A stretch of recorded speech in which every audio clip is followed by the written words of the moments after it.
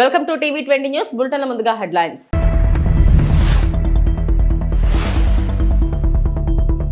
కొనసాగుతున్న ఏపీ మంత్రివర్గ సమావేశం, కీలక అంశాలపై చర్చ.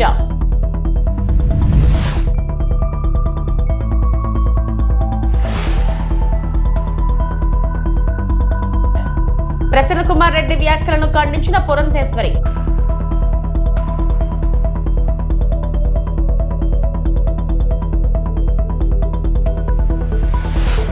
ఆగస్టు 15 నుంచి మహిళలకు ఉచిత బస్సు ప్రయాణం.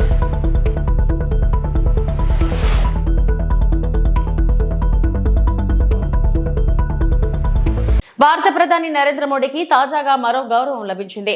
బ్రెజిల్ పర్యటనలో ఉన్న ఆయన అక్కడి అత్యున్నత పౌర పురస్కారాన్ని అందుకున్నారు. Grand caller of the national order of the southern cross పురస్కారాన్ని బ్రెజిల్ అధ్యక్షుడు లూలా డా సిల్వా ప్రధాని మోడీకి ప్రదానం చేశారు. భారత్ బ్రెజిల్ దేశాల మధ్య ద్వైపాక్షిక సంబంధాల బలోపేతం చేయడంలో మోడీ కీలక పాత్ర పోషించినందుకే ఇచ్చినట్లు తెలిపారు.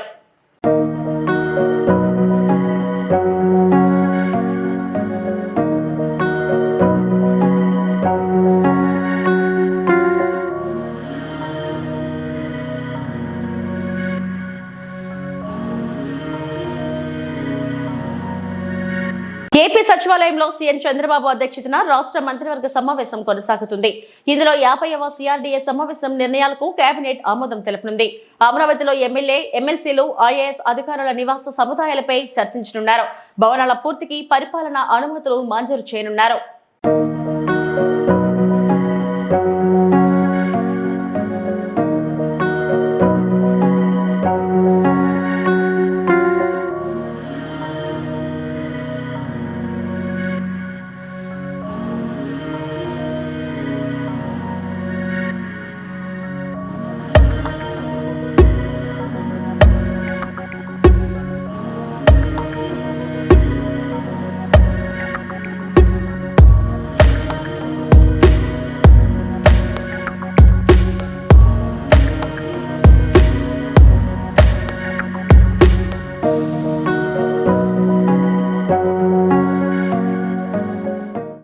కొవ్వూరు ఎమ్మెల్యే వేమిరెడ్డి ప్రశాంతి రెడ్డిపై వైసీపీ నేత మాజీ ఎమ్మెల్యే ప్రసన్న కుమార్ రెడ్డి చేసిన వ్యాఖ్యలు సభ్య సమాజం సిగ్గుపడేలా ఉన్నాయని రాజమహేంద్రవరం ఎంపీ దగ్గుపాటి పురంధేశ్వరి మండిపడ్డారు. మహిళల మనోభావాలను దెబ్బతీసేలా చేసిన వ్యాఖ్యలను అందరూ ఖండించాలన్నారు. మహిళలను కించపరచడం వైసీపీ నేతలకు అలవాటుగా మారిందని విమర్శించారు. ప్రశాంతి రెడ్డికి ప్రసన్న కుమార్ రెడ్డి బేషరతుగా క్షమాపణలు చెప్పాలని డిమాండ్ చేశారు. విశ్వసిస్తూ వస్తున్నటువంటి సంస్కృతి మనది. అదేవిధంగా మహిళలకి పెద్దపీట వేస్తూ వారిని గౌరవిస్తూ వస్తున్నటువంటి భారతీయ సాంప్రదాయం మనది. దానికి భిన్నంగా ప్రసన్న కుమార్ రెడ్డి గారు వారు ప్రశాంతి రెడ్డి గారి పట్ల చేసినటువంటి వ్యాఖ్యల్ని నేను గట్టిగా ఖండిస్తున్నాను. వైఎస్ఆర్సీపీ నాయకులకి మహిళల్ని కించపరచడం అనేది అలవాటుగా మారినటువంటి విషయం. అమరావతిలోని మహిళల్ని మనం నోటితో కూడా చెప్పలేనటువంటి భాషలో వారిని కించపరచడం, అదేవిధంగా శాసనసభలో ఉన్నటువంటి మహిళల్ని శాసనసభ వెలుపల ఉన్నటువంటి మహిళల్ని సైతం వ్యక్తిత్వ హననం చేయడం మనందరికీ తెలియనటువంటి విషయం కాదు. 6 పర్యాయాలు ఎమ్మెల్యేగా గెలిచి ఈ రకంగా మహిళల్ని కించపరుస్తూ అవమానపరుస్తూ చేస్తున్నటువంటి వ్యాఖ్యలు ఇవి సభ్య సమాజం ఆమోదించనిది, స్వాగతించనిది అని చెప్పి వారికి తెలియజేస్తున్నాను. అదేవిధంగా వారికి నేను చెప్పేటువంటి విషయం, ఏదైతే ప్రశాంతి రెడ్డి గారి పట్ల వారు చేసినటువంటి వ్యాఖ్యలు ఉన్నాయో వాటిని ఒక్కసారి వారి తల్లి గారికి, వారి భార్య గారికి చూపమని చెప్పి నేను చేసినటువంటి అభ్యర్థన. వారు కనుక దాన్ని ఆమోదించినట్లయితే, వారి ప్రసన్న కుమార్ రెడ్డి గారి భాషను కనుక ఆమోదించినట్లయితే ఇప్పుడు నేను చేసేటువంటి డిమాండ్ని వెనక్కి తీసుకుంటానని చెప్పి నేను తెలియజేస్తున్నాను. నా డిమాండ్ ఏమిటంటే, ఎటువంటి షరతులు లేకుండా ప్రశాంతి రెడ్డి గారికి బాహాటంగా ప్రసన్న కుమార్ రెడ్డి గారు క్షమాపణలు చెబుతూ వారు చేసినటువంటి వ్యాఖ్యల్ని వెనక్కి తీసుకోవాలి అని చెప్పి నేను వారికి తెలియజేస్తున్నటువంటి విషయం. ఆగస్టు 15 నుంచి మహిళలకు ఉచిత బస్సు ప్రయాణం పథకాన్ని సమర్థంగా అమలు చేసేందుకు ఆర్టీసీ సన్నద్ధమవుతుంది. సంస్థ చైర్మన్ కొనకళ్ళ నారాయణ అధ్యక్షతన సమావేశమైన ఏపీఎస్ఆర్టీసీ పాలక మండలి ఉచిత బస్సు ప్రయాణం సహా పలు కీలక అంశాలపై చర్చించి నిర్ణయాలకు ఆమోదం తెలిపింది. బస్సుల్లో రద్దీ పెరిగితే దానికి అనుగుణంగా ఎక్కడికక్కడ అదనంగా అద్దె బస్సులు ప్రవేశపెట్టాలని నిర్ణయించారు. రాబోయే రోజుల్లో రాష్ట్రంలో అన్ని ఎలక్ట్రిక్ బస్సులే ప్రవేశపెట్టాలని సీఎం ఆదేశించిన దృష్ట్యా అందుకు అనుగుణంగా ఆర్టీసీ బోర్డు సమావేశంలో నిర్ణయం తీసుకున్నారు. కారుణ్య నియామకాలు చేపట్టాలని నిర్ణయించారు. రాబోయే రోజుల్లో అన్ని ఎలక్ట్రిక్ బస్సులు పెట్టాలనేది చంద్రబాబు నాయుడు గారి ఆలోచన. కారుణ్య నియామకాల కింద వారి కుటుంబ సభ్యులకు ఉద్యోగాలు ఇచ్చే దీని మీద చర్చ జరిగింది. అవుట్ సోర్సింగ్ ఎంప్లాయీస్ కి ప్రావిడెంట్ ఫండ్, ఈఎస్ఐ కూడా కట్టాలి అనేది ఖచ్చితంగా దాన్ని పర్యవేక్షించాలనేది ఆర్టీసీ అధికారులు ఆ బాధ్యత తీసుకున్నారు. మహిళలకు ఉచితంగా బస్సు ప్రయాణం ఏర్పాటు చేస్తే ఆ సమయంలో మనకి ఎంప్లాయీస్ షార్టేజ్ వస్తుంది. అర్జెంటుగా అవసరం వస్తే కాల్ డ్రైవర్స్ కానీ కాల్ కండక్టర్స్ని కానీ పిలిపించుకుని వాళ్ళని పెట్టుకుని ఈ ఆర్టీసీ నడపాలనుకుంటున్నాం. లేడీస్ ప్రయాణం ఉచితం అన్నప్పుడు ట్రాఫిక్ పెరిగే అవకాశం ఉంది. దానికి గాను చంద్రబాబు నాయుడు గారు ఏ రకమైన పాలసీ నిర్ణయిస్తే ఆ పాలసీని అమలు చేసేందుకు గాను చాలా తయారుగా ఉన్నాం. విజిలెన్స్ అనేది ఆర్టీసీలో అవసరం అని భావించాం. ఐజీ స్థాయిలో ఒక పోలీస్ డిపార్ట్మెంట్ నుంచి తీసుకోవాలి, అలాగే ఏఎస్పీ స్థానంలో ఒక పోలీస్ ఆఫీసర్ని తీసుకోవాలి, అలాగే డిఎస్పీలను కూడా తీసుకోవాలి. కొంతమంది ముఖ్యమైన వాళ్ళని కూడా రోస్టర్ సిస్టంలో, రొటేటరీ సిస్టంలో వాళ్ళు పోలీసులు ఇక్కడికి వస్తూ ఉంటారు, కొంతకాలం జాబ్ చేస్తూ ఉంటారు, మళ్ళీ వాళ్ళు రిలీవ్ అయ్యి వెళ్ళిపోతారు, వాళ్ళ ప్లేస్లో కూడా వస్తారు. దానివల్ల ఆర్టీసీలో సెక్యూరిటీ భద్రత పెంచడం కోసం ఈ నిర్ణయం తీసుకోవడం జరిగింది. రాష్ట్రంలో మహిళలను అవమానపరిచే విధంగా, కించపరిచే విధంగా వైసీపీ నేతలు వ్యవహరించడం సిగ్గుచేటని తణుకు ఎమ్మెల్యే ఆరిమిల్లి రాధాకృష్ణ విమర్శించారు. నెల్లూరు జిల్లాకు చెందిన వైసీపీ నేత ప్రసన్న కుమార్ రెడ్డి మహిళలపై చేసిన వ్యాఖ్యలను ఆయన తీవ్రంగా ఖండించారు. బుధవారం తణుకు పట్టణ పరిధిలోని 32, 33 వార్డుల్లో సుపరిపాలనలో తొలి అడుగు కార్యక్రమంలో భాగంగా ఇంటింటికి తిరిగిన ఎమ్మెల్యే రాధాకృష్ణ గత ఏడాది కాలంగా అందుతున్న సంక్షేమ పథకాలను అడిగి తెలుసుకున్నారు. బుధవారం తణుకు పట్టణ పరిధిలోని 32, 33 వార్డుల్లో సుపరిపాలనలో తొలి అడుగు కార్యక్రమంలో భాగంగా ఇంటింటికి తిరిగిన ఎమ్మెల్యే రాధాకృష్ణ గత ఏడాది కాలంగా అందుతున్న సంక్షేమ పథకాలను అడిగి తెలుసుకున్నారు. ఈ సందర్భంగా ఎమ్మెల్యే మాట్లాడుతూ గత వైఎస్ఆర్సీపీ ప్రభుత్వానికి ప్రస్తుత కూటమి ప్రభుత్వానికి వ్యత్యాసాన్ని ప్రజలు గమనిస్తున్నారని అన్నారు. రాష్ట్రంలో మహిళల ఆత్మస్థైర్యాన్ని దెబ్బతీసి రాజకీయ లబ్ధి పొందాలనే ఉద్దేశంతో వైసీపీ నేతలు చేస్తున్న వ్యాఖ్యలు సరికాదన్నారు. ప్రశాంతి రెడ్డిపై ప్రసన్న కుమార్ చేసిన వ్యాఖ్యలను రాష్ట్రంలోని మహిళలు ముక్త కంఠంతో వ్యతిరేకిస్తున్నారని అన్నారు. తొలి అడుగు కార్యక్రమం తణుకు పట్టణం 32, 33 వార్డుల్లో నిర్వహించడం జరుగుతుంది. ముఖ్యంగా ప్రతి ఇంటికి కూడా వెళ్ళి వారికి అందినటువంటి సంక్షేమాన్ని తెలియజేయడంతో పాటుగా వారికి ఇంకా ఏదైతే సమస్యలు ఉన్నాయో వాటన్నింటినీ కూడా పరిగణలోకి తీసుకుని భవిష్యత్తులో ప్రజా అవసరాలు తీర్చే విధంగా ఈ సుపరిపాలన తొలి అడుగుని ఒక వేదికగా ఉపయోగించుకోవడం జరుగుతుంది. ఈరోజు ముఖ్యంగా ప్రజలందరూ కూడా బేరీజు వేసుకుంటున్నారు. వైఎస్ఆర్ కాంగ్రెస్ పార్టీ పరిపాలన ఏ విధంగా ఉంది, ఈరోజు కూటమి ప్రభుత్వ పరిపాలన ఏ విధంగా ఉంది అనేది ప్రజలందరూ కూడా బేరీజు వేసుకుని వారందరూ కూడా ఏ ఇంటికి వెళ్ళినా ఒకటే చెప్తున్నారు, ఈ ప్రభుత్వ పరిపాలన చాలా బాగుందని తమ ఆనందాన్ని, హర్షాన్ని వ్యక్తం చేస్తున్నారు.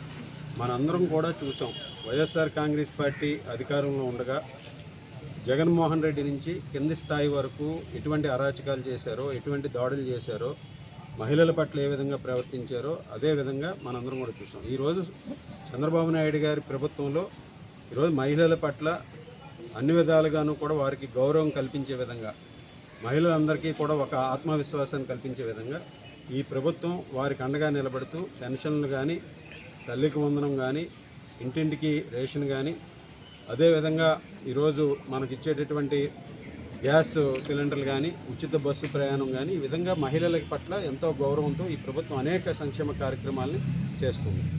కానీ మనందరం కూడా చూస్తున్నాం, వైఎస్ఆర్ కాంగ్రెస్ పార్టీ నాయకులు జగన్మోహన్ రెడ్డి నుంచి మాజీ ఎమ్మెల్యేలు, మాజీ మంత్రులు ఏ విధంగా మహిళల పట్ల వీళ్ళు హీనాతిహీనమైనటువంటి కామెంట్స్ చేస్తున్నారో మనందరం కూడా చూసాం. నిన్నటి సంఘటన కూడా రాష్ట్ర వ్యాప్తంగా మహిళలందరినీ కూడా అవమానపరిచే విధంగా, ప్రతి ఒక్కరూ కూడా ముక్కును వేలేసుకునే విధంగా ఏదైతే మన నెల్లూరు జిల్లాకు సంబంధించినటువంటి ప్రసన్న కుమార్ రెడ్డి చేసినటువంటి వ్యాఖ్యలు, అక్కడ ఉన్నటువంటి స్థానిక శాసనసభ్యురాలు శ్రీమతి ప్రశాంతి రెడ్డి గారి మీద చేసినటువంటి వ్యాఖ్యలు చాలా జుగుత్సాకరంగా ఉన్నాయనేది ఈరోజు మనందరం కూడా గ్రహించాలి. వారు అన్ని విధాలుగాను కూడా మహిళలను అవమానపరచడం, మహిళల్ని కించపరిచే విధంగా వారు కామెంట్స్ చేయటం, వారు ఆత్మస్థైర్యాన్ని దెబ్బతీయాలి, వారిని ఏ విధంగా కృంగతీయాలి, రాజకీయ లబ్ధి పొందాలి అనే విధంగా ఈరోజు వారు ప్రవర్తించడం. ఈరోజు ప్రసన్న కుమార్ రెడ్డి ఏదైతే వ్యాఖ్యలు చేశారో ప్రశాంత్ రెడ్డి గారి మీద, వాటిని పూర్తిగా ఖండిస్తున్నాం. ఈరోజు మహిళలందరూ కూడా దాన్ని ముక్త కంఠంతో రాష్ట్ర వ్యాప్తంగా కూడా ఖండిస్తున్నారు. ఈరోజు అటువంటి వారందరూ కూడా ఏదైతే ఒక విధానానికి అలవాటు పడినటువంటి పార్టీ వైఎస్ఆర్ కాంగ్రెస్ పార్టీ, వారి నాయకుడు ఏ విధంగా ఉంటున్నాడో వీళ్ళు కూడా అదే విధంగా ఈరోజు రాష్ట్రంలో అందరినీ కూడా ఏదో విధంగా అవమానపరచాలి, అదేవిధంగా వారి ఆత్మస్థైర్యాన్ని దెబ్బతీయాలి, రాజకీయ లబ్ధి పొందాలనే విధంగానే వాళ్ళ ప్రవర్తన ఉంటుంది. ఇది తీవ్రంగా మనందరం కూడా ఖండించాల్సినటువంటి అవసరం ఉంది. నిన్న ఆయన చేసినటువంటి కామెంట్స్ అన్నీ కూడా 10 మందిలోనూ కూడా చెప్పుకోలేనటువంటి పరిస్థితి. ఆ విధంగా ప్రశాంత్ రెడ్డి గారి మీద చేసినటువంటి కామెంట్స్ కూడా చాలా దారుణంగా ఉన్నాయి. దాన్ని ప్రజలందరూ కూడా ముక్తకంఠంతో ఖండిస్తున్నారు. ఈరోజు అటువంటి వ్యక్తుల మీద ప్రభుత్వం కూడా చర్యలు తీసుకోవాలి, కేసులు కట్టి లోన్ వేయాల్సినటువంటి అవసరం ఉంది. ఈరోజు భవిష్యత్తులో ఎవరో కూడా ఇటువంటి తప్పిదాలు చేయకుండా మహిళలకు రక్షణగా నిలబడి మహిళల గౌరవం నిలిపే విధంగా ఈరోజు అందరూ కూడా ఉండాల్సినటువంటి అవసరం ఉంది. ఈరోజు అటువంటి పరిస్థితి నుంచి వైఎస్ జగన్మోహన్ రెడ్డి ప్రతిదీ కూడా రాజకీయం చేయాలి, రాజకీయ లబ్ధి పొందాలనే విధంగా ఈరోజు ఆయన చేస్తున్నటువంటి అధికారంలో ఉన్నప్పుడు కనీసం కాలు కూడా బయట పెట్టలేదు. ఈరోజు ప్రతి చోటకి నేను వెళ్తానని చెప్పి పరామర్శలని చెప్పి అక్కడ ఏమైనా దాడులు చేసే విధంగా ముందుకు వెళ్తాం కూడా ఈరోజు ప్రతి ఒక్కరు కూడా ఖండిస్తున్నారు. ఈ విధంగా వైఎస్ఆర్ కాంగ్రెస్ పార్టీ నాయకులు కానీ వైఎస్ఆర్ కాంగ్రెస్ పార్టీ శ్రేణులు కానీ తెలుసుకోవాల్సింది ఒకటే, ప్రజలు మీకు 11 సీట్లు ఇచ్చారు మీరు చేసినటువంటి నిర్వాహకం వలన. భవిష్యత్తులో అది కూడా లేకుండా చేస్తారు మీరు ఇదే విధంగా ప్రవర్తిస్తే. మితిమీరిగా రాజకీయాల్లో అన్ని విధాలుగాను వ్యక్తిగత దాడులు చేస్తూ మీరు ఈ విధంగా ప్రవర్తిస్తే భవిష్యత్తులో ఈ సీట్లు కూడా రావు. ఆ విధంగా మనందరూ కూడా వాళ్ళు అన్నీ కూడా దృష్టిలో పెట్టుకుని వారి పద్ధతులు మార్చుకుని వైఎస్ఆర్ కాంగ్రెస్ పార్టీ నాయకులు సరైనటువంటి మార్గాల్లో నడిచే విధంగా వారి నాయకులు వారందరూ కూడా సమీక్ష చేసుకుని ముందుకు వెళ్ళాలని ఈ సందర్భంగా తెలియజేస్తారు. జగన్ బంగారుపాలెం పర్యటనకు అనుమతి, పోలీసుల పటిష్ట ఏర్పాట్లు, ప్రజలకు శాంతి పిలుపు. చిత్తూరు జిల్లా బంగారుపాలెం పులివెందుల ఎమ్మెల్యే వైఎస్ జగన్మోహన్ రెడ్డి బంగారుపాలెం పర్యటనకు పోలీసులు కొన్ని షరతులతో కూడిన అనుమతిని మంజూరు చేశారు. ప్రజల శ్రేయస్సు, శాంతి భద్రత పరిరక్షణ దృష్ట్యా ఈ చర్యలు తీసుకున్నారు. మామిడియార్డులో జరిగే సమావేశానికి కేవలం 500 మందికి మాత్రమే అనుమతి ఇవ్వగా హెలీప్యాడ్ వద్ద 30 మంది ముఖ్య నేతలకు మాత్రమే ప్రవేశం కల్పించనున్నట్లు అధికారులు వెల్లడించారు. ఈ పర్యటనకు ఉదయం 11 గంటల నుండి మధ్యాహ్నం 2 గంటల వరకు మాత్రమే అనుమతి ఉంటుంది. పర్యటన సందర్భంగా సీసీ కెమెరాలతో పటిష్ట నిఘా, పోలీసుల భారీ బందోబస్తు ఏర్పాటు చేయబడుతుంది. అనుమతికి మించిన జన సమీకరణ, బయట జిల్లా ప్రజలను తరలించేందుకు ప్రయత్నాలు, డబ్బు, మద్యం, పెట్రోల్ పంపిణీ ద్వారా జన సమీకరణకు యత్నాలు జరుగుతున్న నేపథ్యంలో 377 మందికి నోటీసులు, 55 మందిపై కేసులు నమోదు చేశారు. అందరికీ నమస్కారం.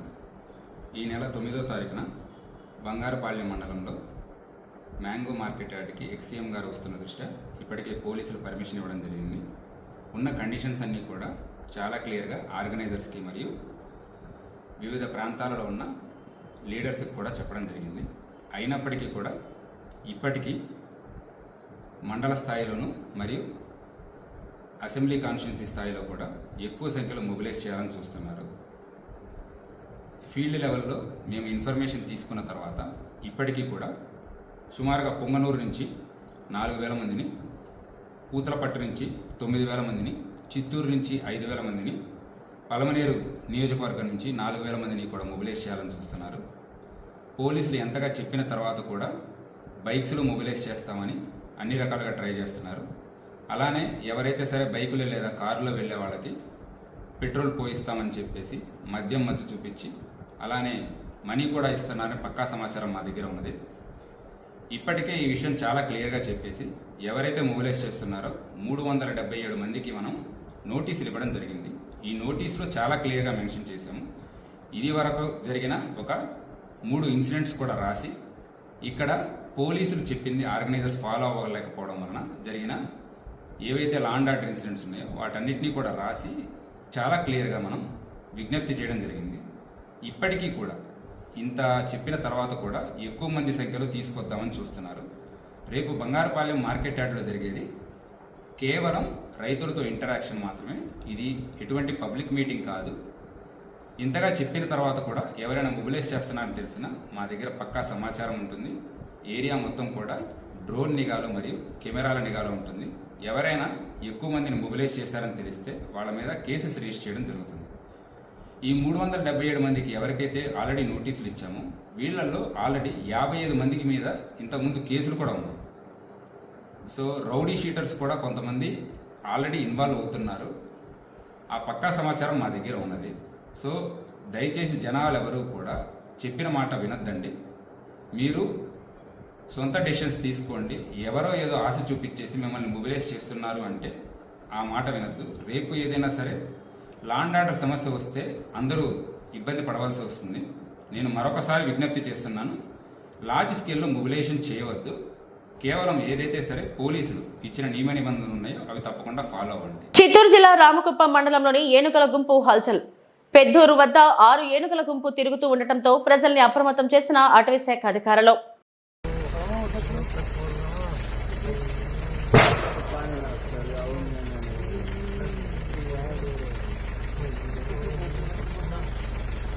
ఐదుండాయి చిన్న చిన్న పుల్లలు, ఐదే ఆడ పోయే కూడా దావలేనట్టుంది పాపం. లేదు ఉండు అట్లే పోతుంది ఉండదు. వాళ్ళు వేస్తే మళ్ళా తిరుగుతుంది. తోపుకో అద్దె